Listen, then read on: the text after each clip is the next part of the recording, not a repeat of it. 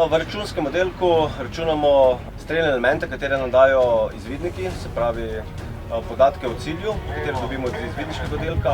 Mi te padalke narišemo na planšeto in jih izračunamo s pomočjo računskih nalog.